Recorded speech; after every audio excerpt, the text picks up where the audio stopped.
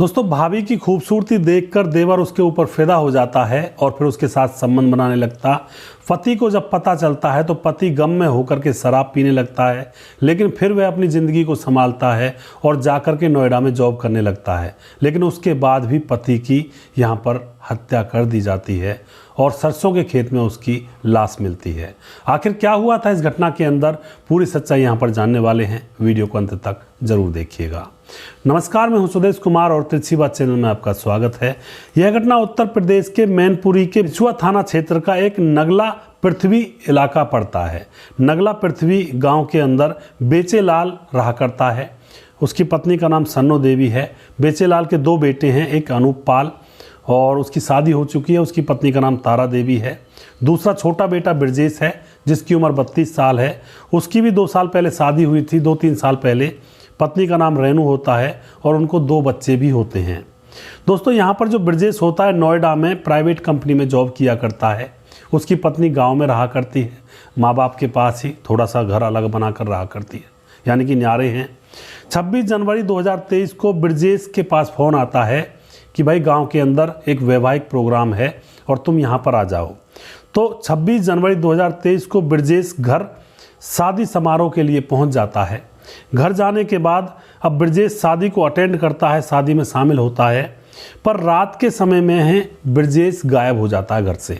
और जब ब्रजेश गायब हो जाता है तो ब्रजेश की पत्नी रेनू बड़ी चिंतित होती है और इधर उधर पूछने लगती है कि आखिर उसका पति ब्रजेश किसी को दिखा या नहीं दिखा।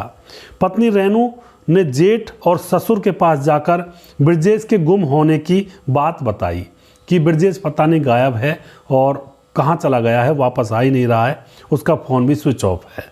दोस्तों, बेचेलाल और उसका बड़ा बेटा अनूप पाल पुलिस में जाते हैं, रिपोर्ट दर्ज करवाते हैं। उससे पहले वह भी खूब ढूंढ चुके थे, उसके फ़ोन पर फ़ोन कर चुके थे और रिश्तेदारियों में भी फ़ोन कर चुके थे, लेकिन कहीं भी ब्रजेश का आता पता नहीं था। अब जो बड़ा बेटा और पिता जो होता है वह पुलिस थाने में जाकर रिपोर्ट दर्ज करता है और अब 28 जनवरी आ जाती है। 28 जनवरी को गांव के सरसों के खेत में ब्रजेश की लाश मिलती है गांव के लोगों को। तो पूरे गांव में भगदड़ मच जाता है। वहीं पर ब्रजेश की पत्नी पहुंचती है, ब्रजेश का पिता, ब्रजेश के पूरे घर वाले और पूरा गांव वहां पर इकट्ठा हो जाता है। जाकर देखता है वहां पर ब्रजेश के चेहरे को बुरी तरह से कुचला गया था जिससे कि उसकी पहचान ना हो पाए, लेकिन गाँव वाले उसे पहचान रहे थे। वहाँ पर घर वाले जाकर रोने लगते हैं। पुलिस को बुलाया जाता है। पुलिस आती है, घर वालों से पूछती है क्या इसकी किसी से कोई दुश्मनी थी, लेकिन माता पिता कहते हैं कि इसकी किसी से कोई भी दुश्मनी नहीं थी। उसके बाद पुलिस पत्नी से पूछताछ करती है रेनू से, और रेनू से जैसी पुलिस पूछताछ कर रही होती है तो रेनू हर चीज़ का कॉन्फिडेंस के हिसाब से जवाब दे रही थी, यानी कि हर चीज़ का जवाब एकदम से पुलिस को दे दिया करती। तो यहाँ पर पुलिस को जवाब जो देरी से देता है उसके ऊपर पुलिस शक कर लेती है और जो एकदम से करेक्ट जवाब दे देता है उसके ऊपर भी पुलिस शक करती है, क्योंकि पुलिस को लगता है कि इसने पहले से ही ये चीज़ें सोच कर रखी होंगी। तो यहाँ पर रेनू के ऊपर पुलिस को शक हो जाता है और फिर रेनू के फ़ोन की CDR लोकेशन वगैरह, कॉल डिटेल्स वगैरह निकाली जाती हैं। तो पुलिस को पता चल जाता है कि रेनू के प्रेम प्रसंगों में मोहित है। मोहित जो कि ब्रजेश के ही चाचा का लड़का था, गांव का ही लड़का था, पड़ोस का ही।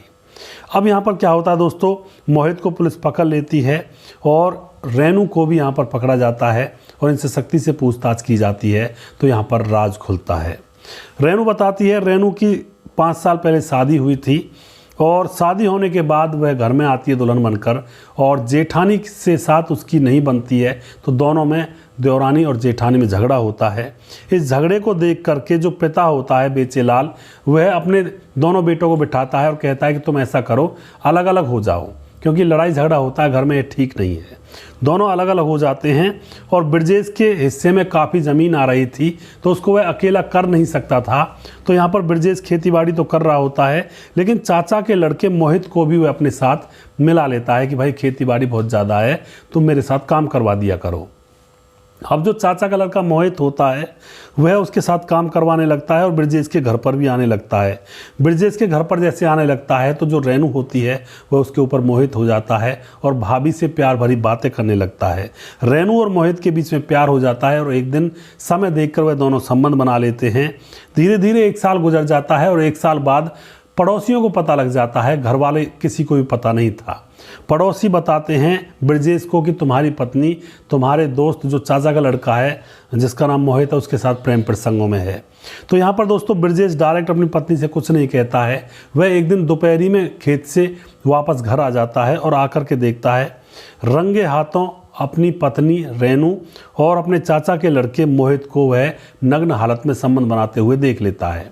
उनको जैसे ही वह देखता है तो पहली बार वह अपनी पत्नी को और अपने चाचा के लड़के को माफ़ कर देता है। उनसे कहता है कि आज के बाद मैं ऐसा नहीं सुन लूँ, ऐसा करना ठीक नहीं है। पत्नी को लगा कि यह तो कुछ कहेगा ही नहीं। पत्नी रेनू फिर भी नहीं मानती है और फिर भी वह उस देवर के साथ, मोहित के साथ संबंधों में लगातार बनी रहती है। ब्रजेश ने एक दिन उनको दोबारा से पकड़ लिया और अब की बार जब वह रंगे हाथों पकड़ता है तो उनको माफ़ नहीं करता है, दोनों पर पिटाई लगा देता है। चाचा के लड़के पर, मोहित पर भी और अपनी पत्नी के ऊपर भी पिटाई कर देता है। दोस्तों अब यहाँ पर उसको लगता है कि ये पत्नी मानने वाली नहीं है, तो ब्रजेश अपने गम को भुलाने के लिए रात दिन शराब के नशे में डूबा रहने लगता है। जब वह शराब के नशे में डूबा रहने लगता है तो सारी खेती बाड़ी चौपट हो जाती है और अब खाने के लिए भी घर में कुछ नहीं रहता है। तो जो ब्रजेश का पिता होता है बेचेलाल, ब्रजेश से कहता है कि एक औरत के लिए तू अपनी ज़िंदगी को बर्बाद करेगा, तू ऐसा कर, नौकरी कर ले शहर जा कर के।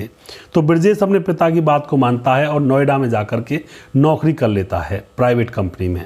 अब वहाँ पर नौकरी करता रहता है और वापस जब घर आया करता है तो यहाँ पर ना ही उसका पिता ना ही उसका बड़ा भाई कोई भी यह नहीं बताता है कि तुम्हारी पत्नी अभी भी गैर चलन है। वह चुप रहते हैं। तो ब्रजेश को लगता है उसकी पत्नी सुधर गई है, लेकिन उसकी पत्नी सुधरी नहीं थी। अब उसकी पत्नी ने अपनी कार्य प्रणाली बदल ली थी।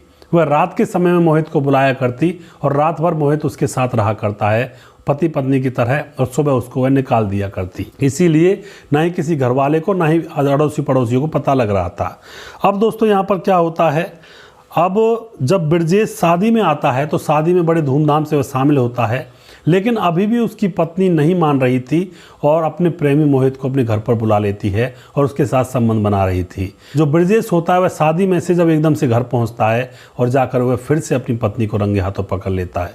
उसके बाद वो अपनी पत्नी को बुरी तरह से पीटता है, चोटी पकड़ पकड़ कर उसको ज़मीन में दे देकर मारता है और अपने उस चाचा के लड़के को भी खूब पीटता है, जलील करता है। उसके बाद शादी में शोरगुल हो रहा था, डीजे वगैरह चल रहा था, तो किसी अड़ोसी पड़ोसी पता नहीं लगता है।